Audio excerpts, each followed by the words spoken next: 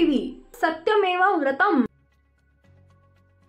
OBC आंदोलक लक्ष्मण हाके यांनी मराठा आरक्षणासंदर्भात थेट राज्याचे मुख्यमंत्री देवेंद्र फडणवीस यांना एक पत्र लिहिलंय। या पत्रामध्ये त्यांनी जरांगेंच्या कडून क्रूर मराठा राजकीय नेते आपला हेतू साध्य करत असल्याचा आरोप केला आहे।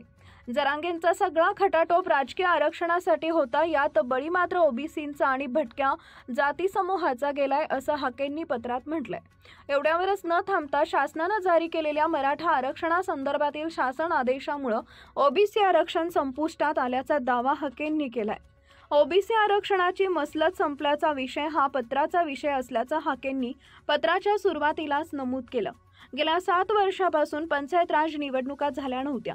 2022 पूर्वचे आरक्षण ग्राह्य धरून पंचायत राज निवडणुका घ्या असा निर्णय सर्वोच्च न्यायालयाने दिला। ओबीसींनी थोडंसं हायसं वाटलं।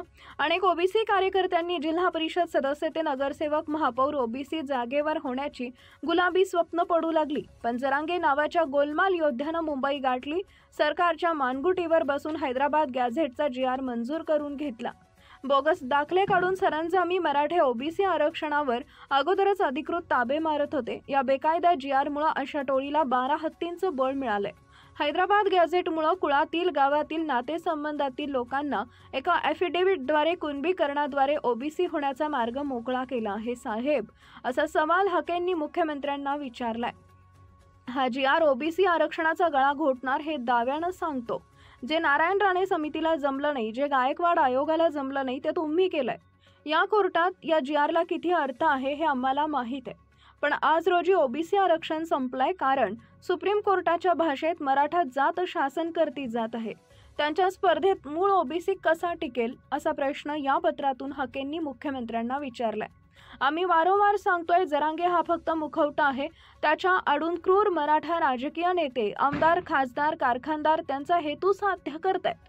प्रस्थापित मराठा समाजाला सरपंच पदापासून ते मुख्यमंत्री पदापर्यंत सर्व पदे स्वतःकडे ठेवायचे। गरजवंत मराठ्यांच्या शिक्षण आणि नोकरीशी जरांगेला देणं घेणं नाही।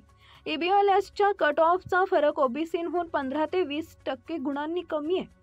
त्यामुळे गरजवंतांची शेकडो लेकरं बाळं पायावर उभारली असती। त्यांचं आयुष्य जरांगे व त्यांच्या आकांनी उद्ध्वस्त केलंय। आम्ही ओबीसी बांधव आतडी तुटोस्तोवर ओरडून सांगतोय, बलुता अलुता सामाजिक मागास या स्पर्धेत कसा टिकेल हो? जरांगेचा सगळा खटाटोप राजकीय आरक्षणासाठी होता, यात बळी मात्र ओबीसींचा आणि भटक्या जात समूहाचा गेलाय।